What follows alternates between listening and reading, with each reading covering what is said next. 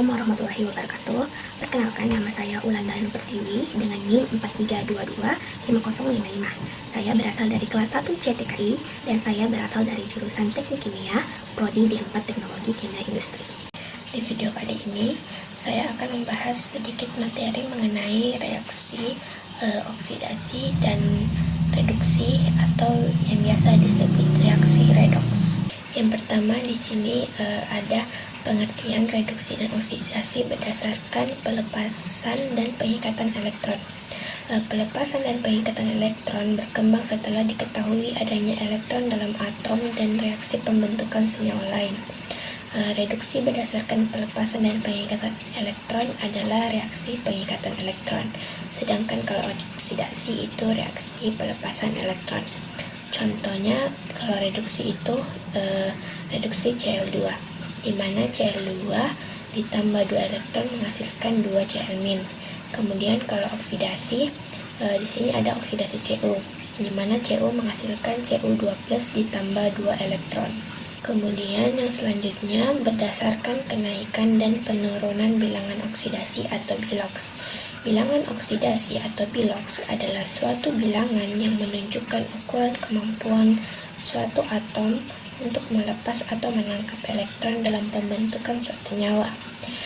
Pengertian reduksi di sini itu adalah reaksi penurunan bilangan oksidasi. Sedangkan kalau oksidasi itu reaksi kenaikan bilangan oksidasi. Contohnya dapat dilihat pada gambar di slide. Selanjutnya ada berdasarkan pengikatan dan pelepasan oksigen. Reduksi di sini adalah reaksi pelepasan oksigen dari suatu senyawa. Sedangkan oksidasi reaksi pengikatan atau penggabungan oksigen oleh suatu zat. Contoh dari reduksi itu misalnya reduksi Fe2O3 oleh CO2. Dan kalau untuk oksidasi itu contohnya oksidasi Fe oleh O2.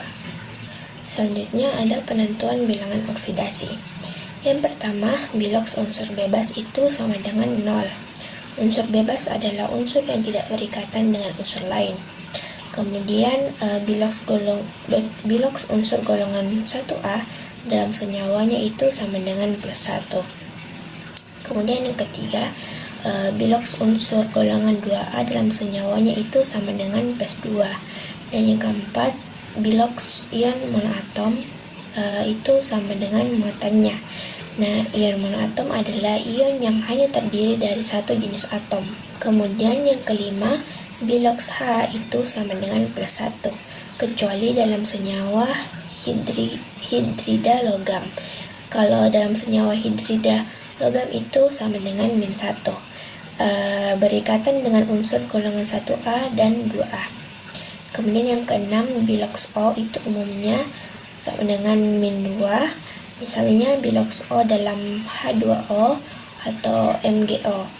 Nah, kalau dalam biloks O itu kalau dalam H2O atau MgO itu sama dengan -2. Kecuali yang pertama dalam F2O. Kalau dalam F2O itu maka biloksnya O itu sama dengan +2. Kalau dalam peroksida O itu biloksnya -1, sedangkan kalau dalam superoksida itu biloksnya sama dengan -1/2. Kemudian yang ketujuh, total biloks unsur dalam senyawa netral itu sama dengan 0. Selanjutnya ada reduktor, oksidator, dan hasil redoks. Reduktor itu merupakan spesies yang mereduksi spesies lainnya, dan reduktor itu mengalami oksidasi. Kemudian kalau oksidator itu adalah spesies yang mengoksidasi spesies lainnya, dan oksidator itu mengalami reduksi. Jadi kalau reduktor itu mengalami oksidasi dan oksidator itu mengalami reduksi. Kemudian hasil reduksi itu adalah spesies yang dihasilkan dari reaksi reduksi, dan hasil oksidasi adalah spesies yang dihasilkan dari reaksi oksidasi. Selanjutnya di sini ada penyetaraan reaksi redoks. Penyetaraan reaksi redoks ada 2 metode. Yang pertama, metode perubahan biloks. Metode ini menyetarakan reaksi redoks dengan memperhatikan perubahan bilangan oksidasi unsur yang mengalami oksidasi dan reduksi. Metode kedua yaitu metode setengah reaksi. Metode ini menyetarakan reaksi redoks dengan membagi reaksi menjadi dua bagian reaksi, yaitu reaksi oksidasi dan reaksi reduksi. Nah, yang pertama kita bahas yaitu metode perubahan biloks.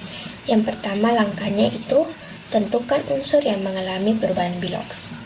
Kemudian setarakan jumlah unsur yang mengalami perubahan biloks. Yang ketiga, kalikan jumlah atom dengan biloks masing-masing. Kemudian cari perubahan biloks. Setelah itu, kalikan perubahan biloks dari proses reduksi dan oksidasi hingga total penurunan biloks sama dengan total kenaikan biloks. Kemudian cari KPK-nya. Selanjutnya, kalikan bilangan tersebut ke koefisien senyawa yang terlibat. Dan yang terakhir, setarakan atom lain seperti cara biasa. Kemudian metode kedua yaitu metode setengah reaksi. Langkah pertamanya, tentukan reaksi yang menjadi setengah reaksi reduksi dan setengah reaksi oksidasi.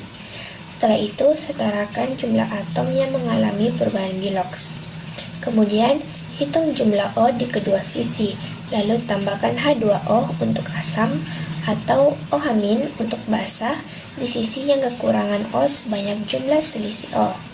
Setelah menambahkan H2O, tambahkan H+ di sisi sebaliknya sebanyak jumlah H.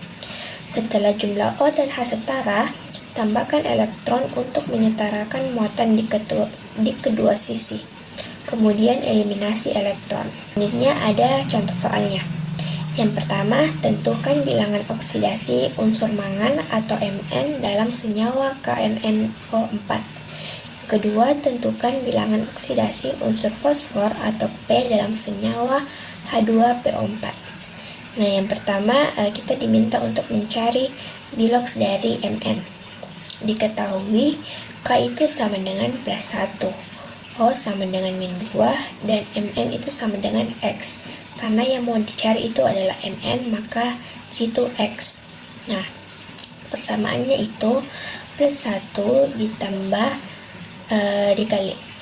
X ditambah 4 dikali -2 sama dengan 0. Kemudian 1 ditambah X dikurang 8 sama dengan 0. X dikurang 7 sama dengan 0. X sama dengan +7. Jadi biloks Mn itu adalah +7. Kemudian yang kedua kita diminta untuk mencari biloks dari fosfor atau P. Diketahui H itu biloksnya +1, O itu -2, dan P itu X. Yang dicari P, maka P-nya di sini X. Kemudian persamaannya 3 dikali +1 ditambah X ditambah 4 dikali -2 sama dengan 0.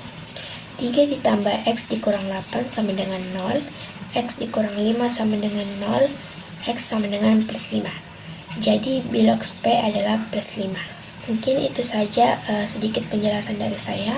Kurang dan lebihnya mohon dimaafkan. Wassalamualaikum warahmatullahi wabarakatuh.